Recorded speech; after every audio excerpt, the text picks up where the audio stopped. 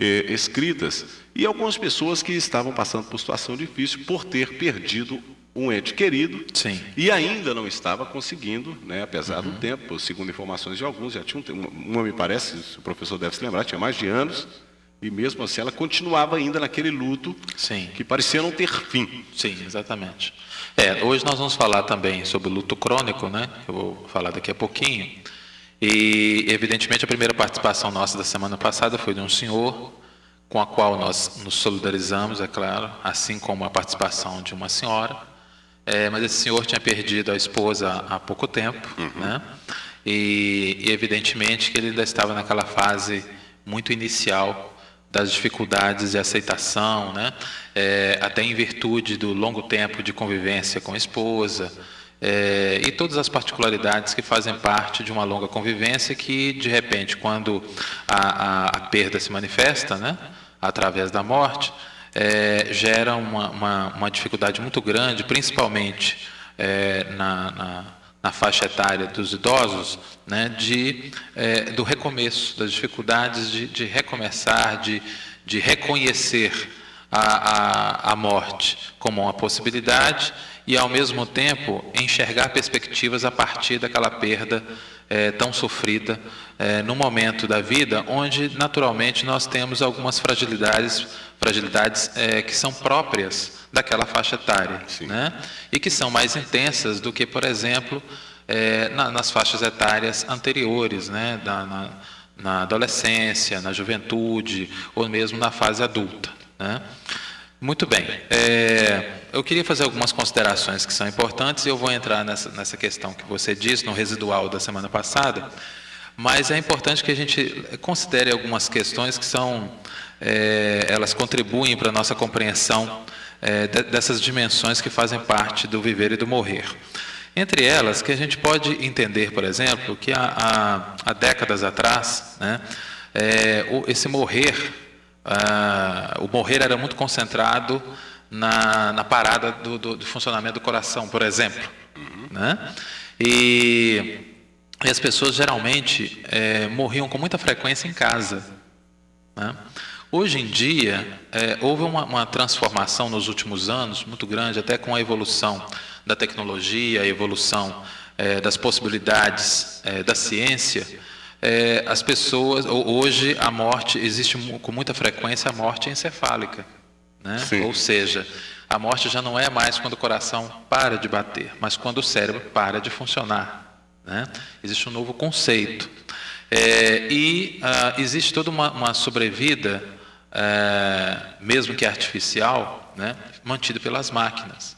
Passou-se, né? até o número de doadores de órgãos passou a aumentar depois. Exatamente. Então, criou-se essa possibilidade, né, da doação de órgãos, né, intensificou-se essa possibilidade, a ciência trouxe uma série de alternativas, né, a partir dessa conquista, que era justamente essa morte no leito do hospital, cercada de cuidados e de possibilidades de conservação dos órgãos por um tempo, né? Uma vez que esgotados todas as possibilidades de vida concreta, né?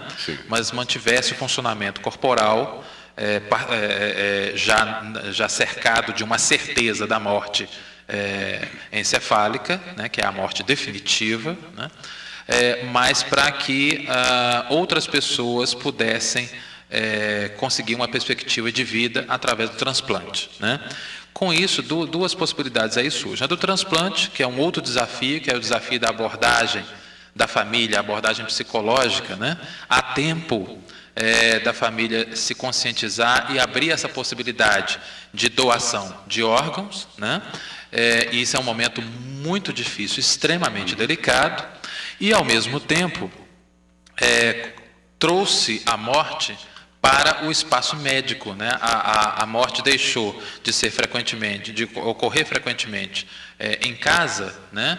No leito do quarto da casa do paciente, para ocorrer frequentemente no hospital, né? Ao lado das máquinas, de uma maneira mais fria, longe de amigos, longe de parentes, que antes você tinha muito essa questão da despedida, né? No leito de casa, né? Doméstico, da família, Costumava sair até visita. direto do cemitério, carregando da casa mesmo. Né? Não é? Tinha Então, tudo essa coisa toda já foi substituída, na maioria dos casos, para esse outro tipo de morrer. E criou-se essa possibilidade, então, de transplante, que criou também a outra questão ética, né? Que envolve justamente a esperança das pessoas, né? Mas o meu ente querido vai sobreviver em outra pessoa, né? Daí todos os procedimentos éticos que envolvem o próprio transplante, né? Entre se conhece ou não se conhece a doador, né? E a pessoa que recebe o órgão, né? Dado essas dificuldades de lidar com a finitude e com a possibilidade do órgão estar em outra pessoa, mas não a pessoa estar em outra pessoa. Sim. Né? Que existe uma diferença muito grande. Bem, isso é um aspecto que daria para a gente fazer um ou dois Utilizam programas até sobre como ele. um alento, né? Exatamente. Meu irmão, minha prima, meu tio doou, antes de morrer, fez com uma parte do seu corpo, salvou a vida de outra pessoa, e as pessoas se aproximam dessa família imaginando.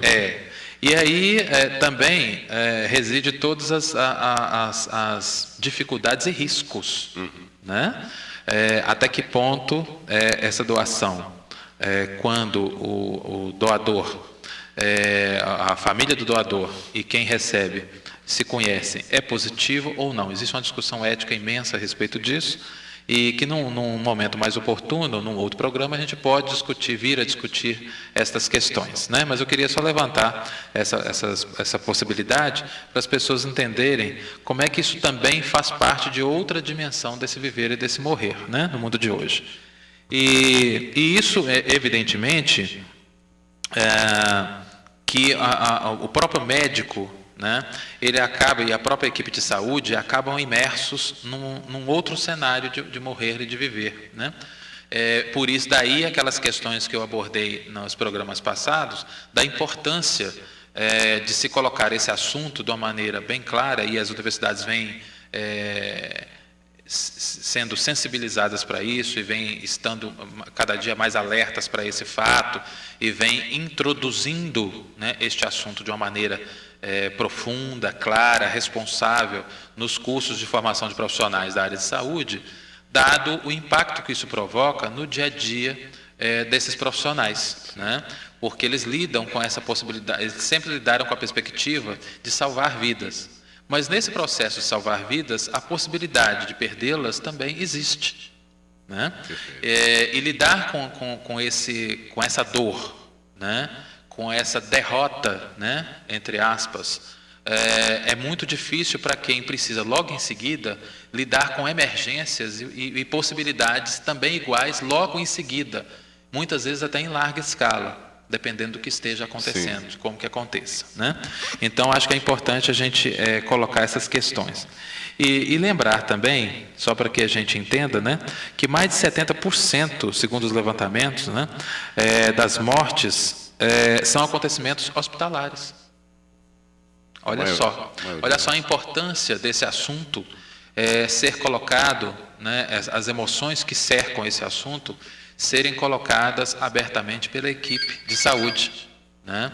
Então, a equipe de saúde bem preparada, ela consegue lidar com esse assunto de uma maneira humana, de uma maneira sensível, de uma maneira profissional também. Se preparam também. Exatamente. Né? E, ao mesmo tempo, promover aos familiares condições também de lidar com uma notícia que é extremamente dolorosa para o médico, que muitas vezes é o que dá a notícia da morte. Perfeito. Né? Professor, vamos continuar esse assunto agora. Eu vou a Belo Horizonte, vamos chamar também o meu bloco comercial. Continuo aqui conversando com o professor, educador, psicólogo Hudson Miranda. Educadora, a tarde é nossa.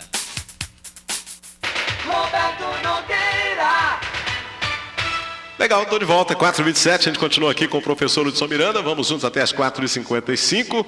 Professor Hudson Miranda, na última parte aqui do nosso assunto, que é finitude, falamos de morte nos últimos programas, lembrando mais uma vez para você que está chegando agora, e nessa série de entrevistas, a gente encerra, um assunto Nós estamos falando de finitude, mas esse assunto é um assunto infinito, né? Vai ter muitos temas de discussão e a gente está tentando aí aproximar, né, o melhor possível desse assunto para tentar esclarecer para a nossa população. Professor, a gente falava sobre hospitais hoje, principalmente profissionais da área médica que estão preparados para lidar com esse tipo de situação, principalmente na hora de anunciar um óbito, que não é fácil, né, para qualquer um. Sim. E esse anúncio, ele ganha contornos muito difíceis, né? Dependendo de cada circunstância, né? Principalmente quando é uma criança, um jovem, né? É claro que sempre o anúncio é carregado de emoção e é difícil, sempre. Você falou que é o ser humano, né? O anúncio da morte efetiva, ele é muito difícil. Mas, evidentemente, que alguns têm um contorno um pouco mais difícil ainda, né? Sobretudo quando é uma morte súbita, né? Quer dizer, é fruto do desdobramento de algum acidente mais grave, né? Ou é de um adolescente, ou é de uma criança, né? Então, realmente, é uma situação muito complicada. Ou é de uma mãe após o parto, junto com o filho ou filha, né? Então, essas mortes, elas são muito mais dolorosas ainda, né? Pelo significado que acabam contendo, né? E, evidentemente, que também a gente precisa tocar em algumas coisas. Nós falamos, né, nos programas anteriores sobre a questão do corpo, do acolhimento dos serviços funerais, né? Eu lembro que não faz tanto tempo assim que os serviços funerais, por exemplo, o velório, eram feitos em templos religiosos. Era muito comum, né? Era muito comum você fazer isso, porque havia uma ligação da própria igreja com as suas comunidades. Era muito comum se fazer esses funerais em ambientes, em templos religiosos. Hoje praticamente isso não existe mais, né? É muito difícil, muito raro isso acontecer. Criou capela, criou outras situações. Então criou-se todo um outro processo que para alguns tem uma certa sofisticação, né? Sim. Que aí custa um volume razoável, né? Algumas pessoas financiam já os seus espaços, né? Fúnebres e até as suas cerimônias, né? Algumas cerimônias são carregadas de sofisticação, algumas têm até orquestra e etc. e tal. Sim. Já tem todo no pacote, né? Funerário já tem caixões de luxo, tem acompanhamentos e etc. e tal. Outras têm a cremação, né? Professor, esse tema, por exemplo, vamos ter música no velório. Tem muita gente que antes de morrer fala isso. Não quero choro nem vela, não quero uma fita amarela, gravata no nome dela. Tem até música que inspirou isso aí, que é um assunto muito sério. E muita gente, às vezes, pensa que levando isso, não dá um baixo astral, não pode agravar a situação do luto, a pessoa fazendo aquilo que aquele que estava prestes a morrer, que morreu, queria depois? Olha, eu acho que essas questões, o que vamos fazer, né, em caso de funeral familiar, desde que seja feito com bom senso, né, com equilíbrio, evidentemente que não há nenhum grande problema nesse sentido, né? Desde que eu acho que seja discutido com a família, quer dizer, a família concorde, né? Quer dizer, isso não seja obra de uma pessoa, uma imposição de uma pessoa só da família, mas seja um acordo, né? E, evidentemente, tenha contornos de bom senso, né? Acho que quando você tem discernimento para escolher quais serão os passos do funeral, né? Como é que esse rito será composto, né?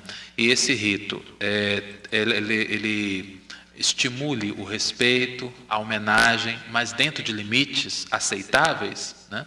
Então, evidentemente que isso contribui para homenagear, né? É o último adeus, né? É uma celebração, né? Uma celebração fúnebre, mas feita com o carinho de quem está em processo de despedida. Sim. Né? Agora, isso tem que ser feito com muito equilíbrio, com muito respeito e com muito bom senso. Eu até pergunto... Para que a gente não escape daquilo que seria aceitável para um momento que é um momento solene, é um momento de dor, né?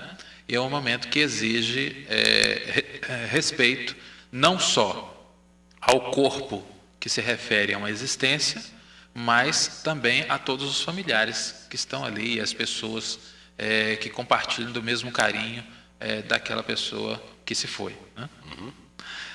Uma outra questão importante que a morte nos traz, que é familiaridade e estranhamento, né? Eu acho que é importante a gente citar isso, porque a morte nos é familiar.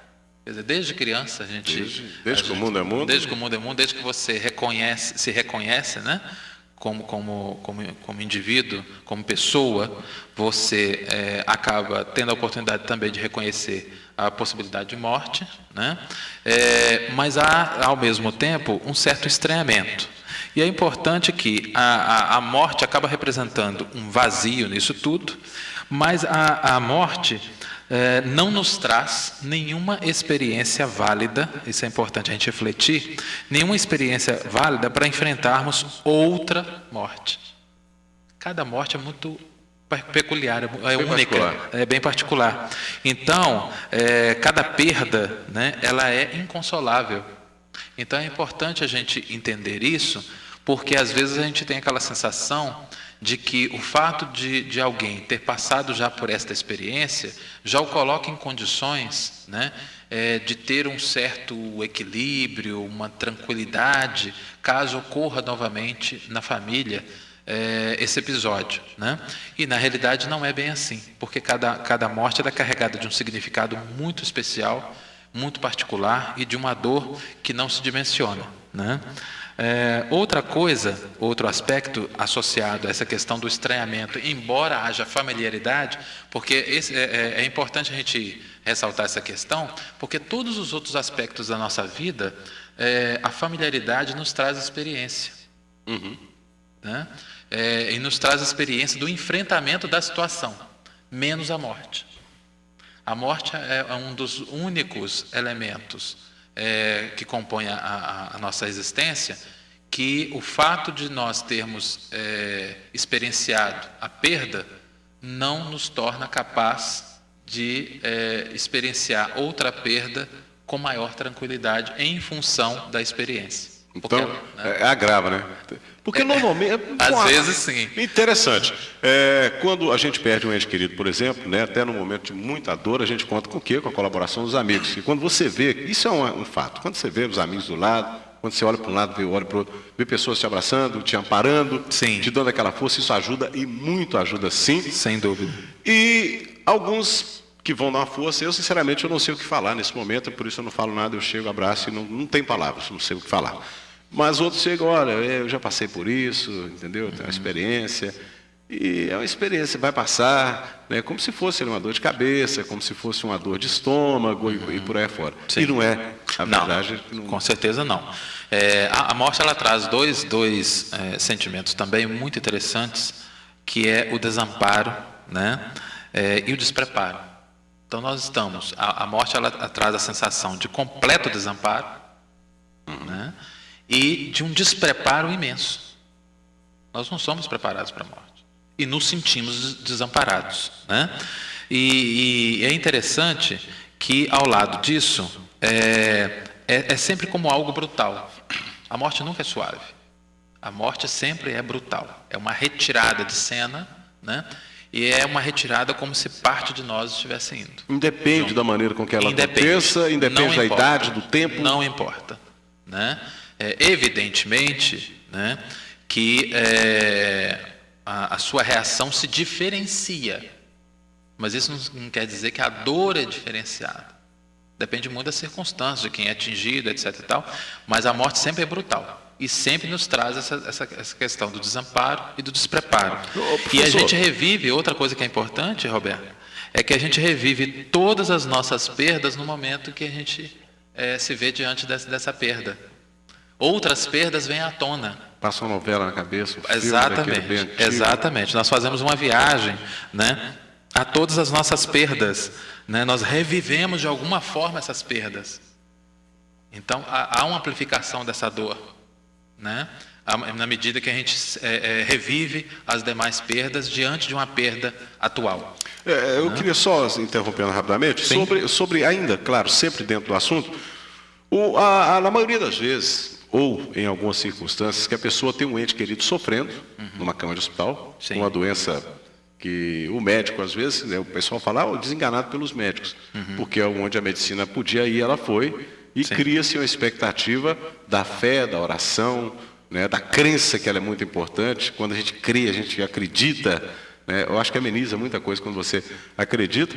E muita gente fica naquela assim, eu estava rezando para ir mesmo, estava sofrendo demais, não estava querendo. Mas no fundo é um tanto quanto egoísta essa colocação, porque depois, mesmo a gente esperando, sabendo que aquilo poderia acontecer a qualquer momento, você não aceita, não é? Cria-se um ranço. Entra no processo da negação da morte, né? Eu acho que a negação da morte ela assume várias formas, né?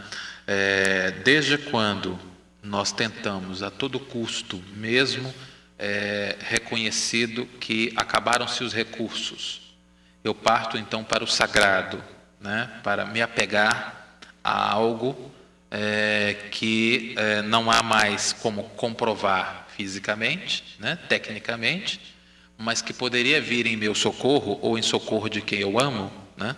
É uma forma de negar, naquele momento, a realidade de possibilidade iminente de morte. Sim. Né? E que depois, uma vez confirmado, eu posso continuar negando.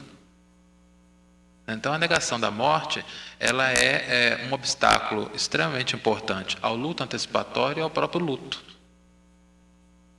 E que, na medida em que ela, cada vez, quanto mais profunda é a negação da morte, mais difícil será o luto. Não pode negar, né? Né? Infelizmente, quando está passado o tempo, você vai chegar à conclusão de que não se deve existe negar, mais. né? Poder você pode, mas vai ter E um nega, custo. né? Nega, Acontece. e muito, né? Acontece. Porque é muito difícil, né?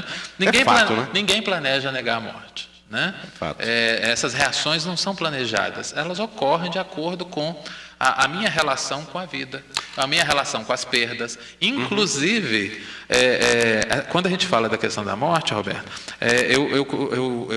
a gente pode fazer uma aproximação da morte, por exemplo, com o amor.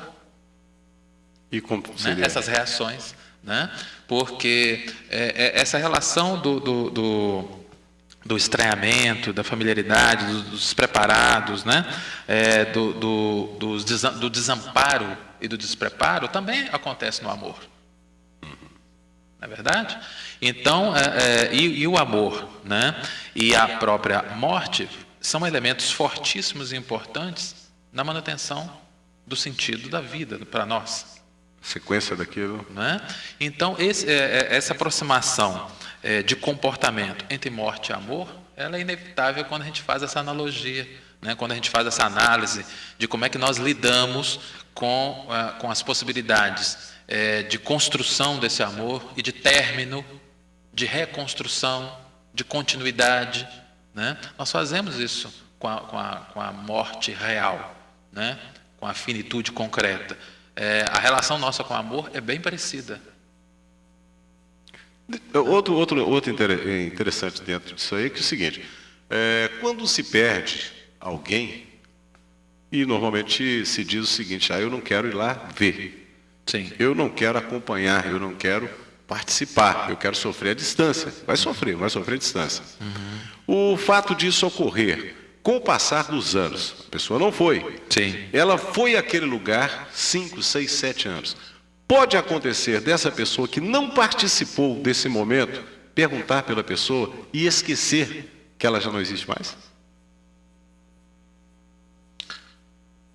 Olha, há uma possibilidade, mas evidentemente que isso, uma vez que aconteça, né, ela requer uma cautela, né? Quer dizer, por quê, né?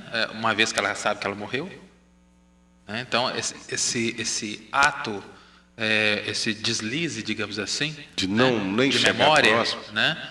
É sintoma de algum problema? Que pode ter uma relação com o não participar de todo o processo, né? de funerário, né? Com todo o rito, né?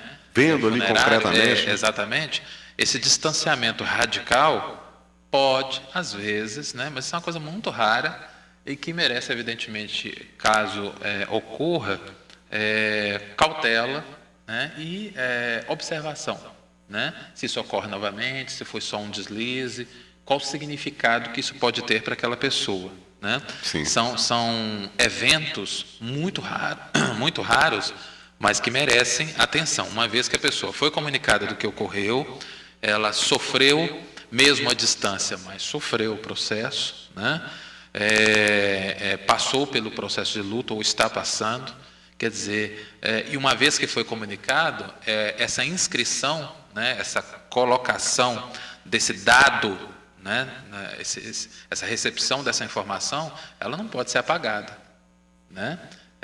Então esse tipo de negação é muito raro, mas pode ocorrer. Uma vez ocorrido, merece observação. Ok, eu já cheguei na pergunta justamente por causa disso. Merece um olhar de um psicólogo, de um psiquiatra, de alguma coisa que possa estar acontecendo clinicamente com essa pessoa? Talvez. Ela pode estar com algum... Talvez. É preciso observação para a gente sentir, na realidade, que desdobramentos esse esquecimento, entre aspas, aí, está provocando na relação da pessoa com o luto e a memória de quem foi. Né, com as emoções, com o dia a dia. E vale a gente compreender, Roberto, por exemplo, nós estamos num processo que caminha para uma desritualização da morte. Isso também merece atenção, né? Se a gente observar, por exemplo, a morte do presidente da Polônia, junto lá com mais 94 pessoas naquele acidente, né? Isso tomou os noticiários durante 2, 3 dias, era um funeral de uma semana, e tudo caminhava, né, para um acompanhamento mundial, né, porque foi um evento extraordinário, né, extraordinário no sentido de ser algo absolutamente incomum, né, e tudo acompanhava, o mundo estava com os olhares voltados para o luto dos poloneses, né? De repente surge a questão do vulcão, né? Parou a Europa. E aí nós não acompanhamos o desfecho do funeral. Desapareceu do noticiário. Simplesmente a gente não viu mais falar. O funeral seria no sábado ou domingo, se não me falha a memória, né? O vulcão começou a expelir larvas e cinzas na terça-feira, se não me falha a memória, né? E foi aquele caos aéreo. Sim, mas ele ocupou de tal ordem o noticiário que o funeral acabou, como se não existisse. Ele existiu. E isso é um dado importante para a gente pensar. Logo nessa semana ocorreu aí a morte do pai do Faustão, ok? E o Faustão comunicou isso ao final do programa dele, ao vivo, né? Num domingo. Isso é um dado também a gente perceber, né? Como é que nós estamos tratando as questões fúnebres, né? Quer dizer, como é que a gente enxerga isso? De certa forma, isso é um dado que vai à nossa mente, de certa forma que a vida continua e eu tenho que trabalhar mesmo no processo de luto e funeral, né? Foi um impacto muito grande alguns anos atrás, quando o Sting, me parece, esteve aqui no Brasil a primeira vez. Esteve na Amazônia, fazendo um trabalho foi com os indígenas, uma turnê, né? Ele estava na turnê também, e o pai dele morreu durante essa turnê. E ele fez o show. E foi um impacto muito forte, né? Naquela época, isso foi alguns anos atrás. Muitos anos, né? Então, é só para a gente entender que ao longo do tempo parece que a gente caminha, hoje parece nos Estados Unidos, em alguns países desenvolvidos, já existe serviços funerários que colocam câmeras para que se acompanhe o funeral à distância. Virou um começo também. Se assina livro de condolências como se compra um sanduíche. Ou seja, você não sai nem do carro, você passa depois do trabalho, onde o corpo está sendo velado, né? E você assina o livro de condolências do carro e vai embora. Então, é importante que a gente, na realidade, a gente avalie que comportamento é esse que nós estamos achando que é interessante. Daqui uns dias vai ser um absurdo você pedir licença para um luto de uma semana, por exemplo. Quer dizer, morreu, fica lá, tudo bem, eu tenho que enterrar o meu morto, né? Daqui a pouco eu vou dar uma saidinha, ou não, enterra depois do trabalho. Banalizou, professor? Então, a gente tem que tomar um certo cuidado, que a banalização da morte também é um fenômeno que precisa ser observado, porque ele não ocorre sem trazer consequências, né? Ele traz consequências porque ele muda a nossa maneira de ter suporte psicológico e suporte rede social num momento de dor intensa, né? Porque quando ocorria uma morte, se nós formos olhar na nossa infância, o que ocorria? Era um evento que a sociedade parava, não é verdade? Para acompanhar e para dar suporte, não só fazer a homenagem e assimilar a perda social que representava aquela morte, né? Mas para dar suporte à família, não é verdade? E criava-se aquela discussão, né? Muita gente foi no sepultamento, tinha muita gente. E esse suporte, as visitas que ocorriam, né? As 24 horas de velório, a movimentação das pessoas, né? Quer dizer, havia esse momento permitido. Hoje quase que não há esse momento mais permitido. E isso é um risco psicológico importante, que precisa ser medido, né? Que precisa ser considerado, porque a dita falta de tempo, a famosa modernidade não pode nos tirar essa possibilidade, porque isso tem uma consequência forte, né? E profunda para todos nós, né? Certo. Professor, para a gente, eu vou fechar agora o assunto com o senhor, nós vamos para o intervalo e já vamos voltar trazendo o que nós vamos discutir na semana que vem. Mas antes de chamar o intervalo, qual a reflexão principal que as pessoas devem fazer, o senhor falando, claro, como psicólogo agora, em relação a todo esse assunto que nós discutimos aí, principalmente nos últimos dias aqui no nosso programa? Bem, algumas coisas que são importantes é que a percepção de todo o significado da morte é que nos torna mais humanos, né?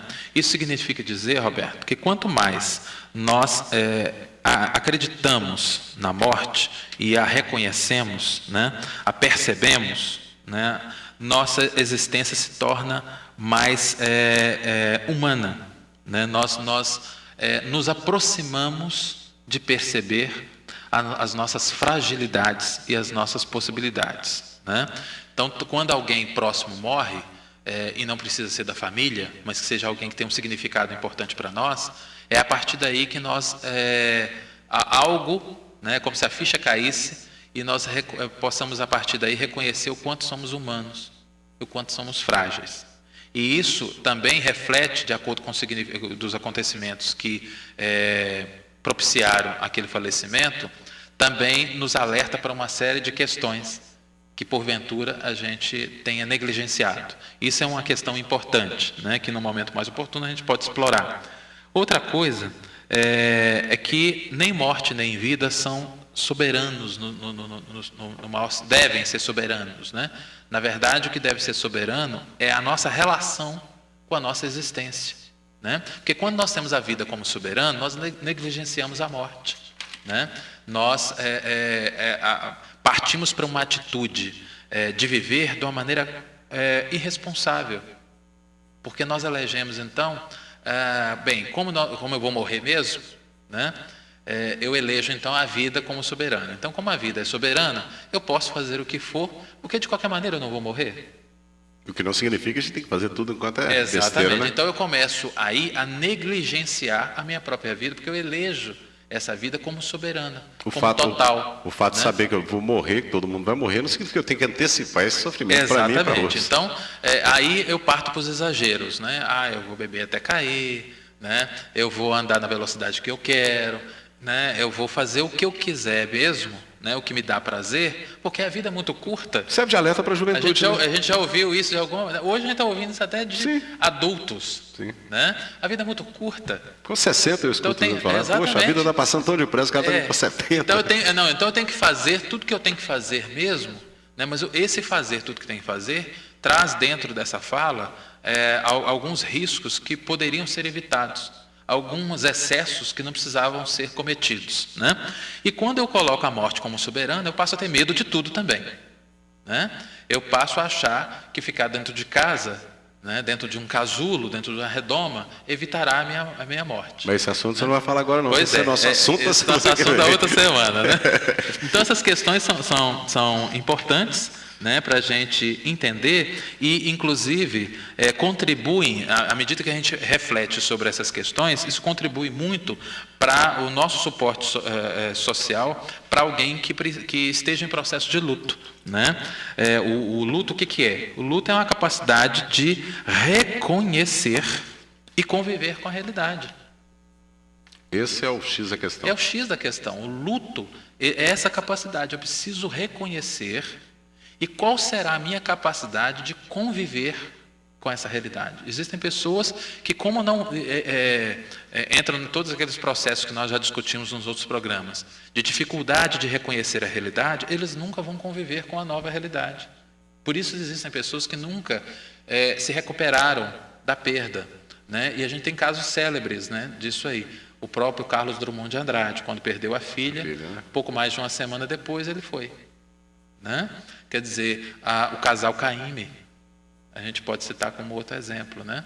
Morreu um, logo em seguida morre o outro. É questão de dias. E quando bem na verdade, o melhor seria buscar forças, ajuda para... Exatamente. Tem muita gente em volta que precisa daquela pessoa também. Exatamente. Então, daí a gente está falando do perigo de uma ligação tão simbiótica, né? Que a gente constrói, inclusive no processo de amor, né? Às vezes a gente constrói um processo de uma ligação tão simbiótica que elimina todas as outras possibilidades em volta, de projetos, de amigos. Fica bitolado naquilo. Nós ficamos tão concentrados, nós concentramos toda a nossa força vital num ponto só. Se esse ponto se rompe, acabou. A minha vida rompeu junto. Acabou o mundo. Professor, estamos chegando ao final. Semana que vem, então, o nosso assunto. Quero agradecer mais uma vez, né? Um assunto realmente... Fechamos aqui, eu acho que com uma explicação bem plausível. Brilhante a colocação do professor nesses últimos dias aí sobre a finitude, que não é um assunto fácil de ser debatido, que poucas pessoas conseguem assimilar tudo isso que está sendo dito aqui no programa, mas tem que ser dito, tem que ser colocado, tem que ser discutido, tem que ser debatido, a exemplo que nós vamos tratar na semana que vem, professor.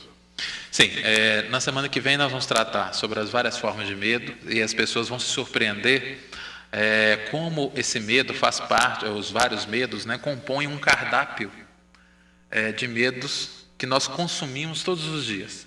A gente sempre tem medo de alguma coisa. Ah, sim. E esse medo, e como esses medos atrapalham a nossa vida, e como esses medos também podem balizar, podem tornar mais equilibrado, né, podem fazer com que nós tenhamos o melhor discernimento dos riscos que nos cercam. Medo tem cura, professor? Olha, eu não trabalho com cura porque medo não é do... Podemos saber que é uma coisa patológica, não, né? Não, mas tem algum tipo de medo? Não, nós vamos discutir. A psicologia não trabalha eu já trouxe o assunto aqui para essa perspectiva, né? A gente vê semana o medo que como vem. dificuldade. Semana que vem, então.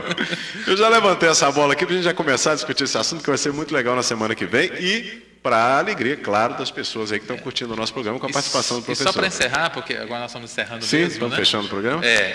Eu acho que é importante as pessoas sempre, por mais que a gente fale, elas devem estar pensando, mas como é que a gente pode ajudar uma pessoa em processo de luto, né? Eu já comecei a citar na semana passada como o apoio de parentes, o suporte social é muito importante, a ajuda mútua de pessoas que já passaram por isso de uma maneira mais intensa também, então essa contribuição, uma proximidade, né? Essa proximidade, né? Os grupos de apoio, existem alguns grupos de apoio, né? O apoio religioso também é importante, né? Para as pessoas que tenham esse vínculo religioso, né? O apoio religioso ele contribui para aqueles que têm esse vínculo, né? O ingresso em novos projetos, então essas questões, todos esses aspectos, eles favorecem para essa dinâmica de reconhecer, né, e superar as dificuldades que derivam dessa perda, dessa dor imensa que é das nossas perdas aí, que fazem parte do nosso viver. Ok, comecei mais uma vez aqui, né, com a participação brilhante do professor Hudson Miranda, professor, educador, psicólogo, e na quarta-feira, se Deus quiser, o professor vai estar de novo aqui comigo e a gente vai falar sobre o medo. Eu fiz até uma brincadeira aqui, mas é uma coisa séria. Tem gente que tem medo ao extremo, né? Sim. Mas são dificuldades ao extremo. Eu conversei com uma pessoa recentemente e trouxe, logo no mesmo dia eu fiz aqui a nossa mensagem do dia, eu fiz justamente em cima do medo. E essa pessoa, ela está muito próxima, ela dizia o seguinte: eu tenho medo de tudo. Porque minha mãe passou por isso, e eu tenho medo, eu não tenho coragem de fazer nada, tudo que eu vou fazer, eu fico com o pé atrás, eu tenho medo. Sim. E é um medo que... Nós vamos trazer esse assunto. Sim, Pessoal, obrigadão. sim. Estamos indo embora. Obrigado, Betão, pela competência aí na mesa de som. Obrigado a Deus por mais um dia de trabalho. Amanhã, se Deus quiser, a gente volta a partir do meio-dia com o Jornal do Meio-Dia e a partir de 1h10 com o programa Tarde é Nossa, com muita música, muita alegria, entrevista, informação aqui na sua Tarde Educadora. Fiquem com Deus e até amanhã, se Deus quiser, que você vai